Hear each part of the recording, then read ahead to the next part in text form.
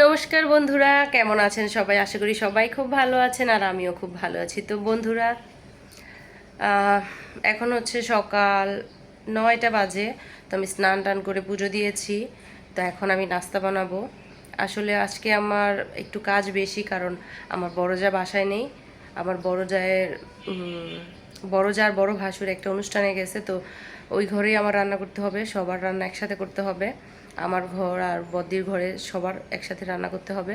তো বদ্দি বলে গেছে যে ওনার ঘরেই আজকে সব রান্না টান্না করতে। তো এর জন্য একটু কাজটা বেশি। যাই হোক, তো সকালবেলা স্নান টান করে পুজো দিলাম। এখন আমি নাস্তা বানাবো। নাস্তা খেয়ে তারপর দুপুরে রান্না বান্না করব। তো আমি বোকা মেয়ের মতন সংসার করি, এটা কোনো কথা?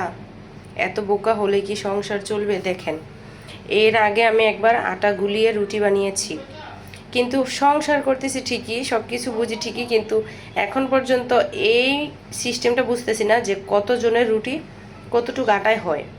আমি আজকেও ভুল করলাম। আগে একবার আটা গুলছি, রুটি বানাইছি, কিন্তু সবার হয়নি। এখন আবারও ফিরবি আটা মানে গুললাম, তারপরে এখন আবার রুটি বানাবো। কি যে একটা বোকা আমি, কি করে আপনাদের বুঝাই? এত বোকা কি সংসার করতে পারে বলেন? বোকা মেয়ে হলে কি সংসার করা যায়? আমার হাজবেন্ড তো এই ভিডিওটা দেখলে বলবে তোমার মতন বোকার সাথে সংসার করা যাবে না। কি করি বলেন?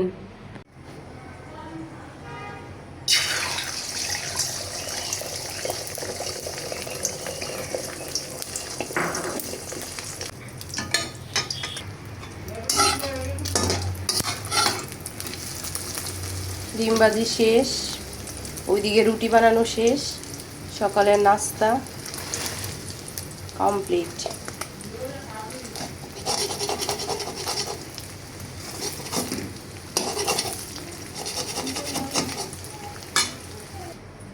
এই তো রুটি, আর এই হচ্ছে ডিম। নাস্তা কমপ্লিট, এখন খেয়ে নেওয়ার পালা।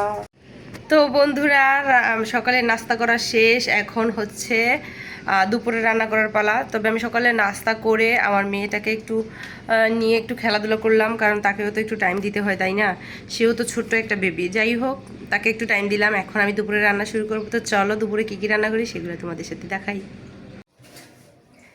তো বন্ধুরা, এই তো আমি চলে আসলাম এই রান্নাঘরে, মানে আমার জায়ের রান্নাঘরে। আজকে রান্না করব। আর দেখুন আমার মেয়ে কি করতেছে, সে দুষ্টমি শুরু করে দিছে। এই যে দেখুন, আমার সাথে রান্না করার জন্য এই ঘরে চলে আসছে।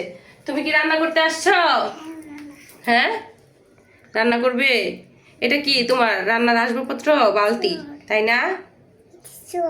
জল নিছো, রান্না করবে তাই না?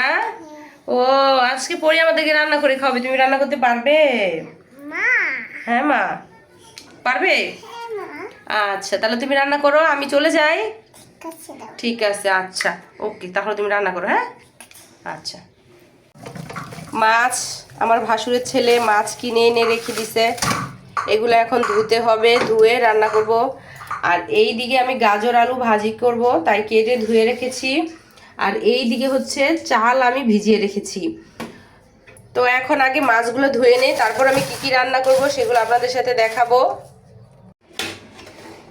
এই দেখেন, এইখানে মাছগুলা বাজার থেকে কাইটা নিয়ে আসছে, এত বড় বড় পিস করছে।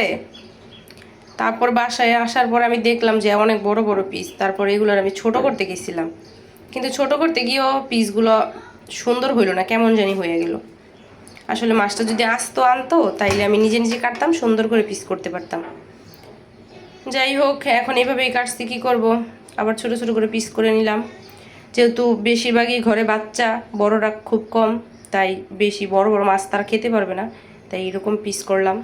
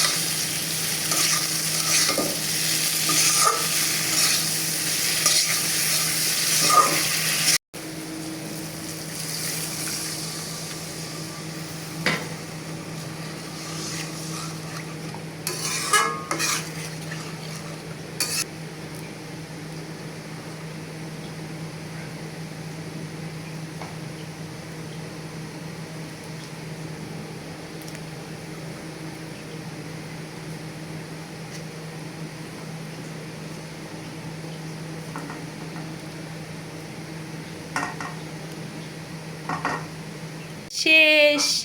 এইখানে রান্না করেছি রুই মাছ দিয়ে আলু দিয়ে ঝোল, এইখানে হচ্ছে টমেটো দিয়ে ডাল, এই তো ভাত। পরি ভাত খাবে? আচ্ছা দিতেছি, দাঁড়াও। এইখানে হচ্ছে আলু ভাজি গাজর দিয়ে একসাথে। তো বন্ধুরা রান্নাবান্না শেষ, এখন আমি সবাইকে ভাত দিব, মেয়েকে ভাত খাওয়াবো, মেয়েকে ঘুম পাড়াবো, তারপর আছে আমার শাশুড়ি মাকেও ভাত দিতে হবে। সবাইকে ভাত দিয়ে তারপর আমি খাওয়া দাওয়া করে। ঠিক আছে, সবাই ভিডিওটা দেখতে থাকো।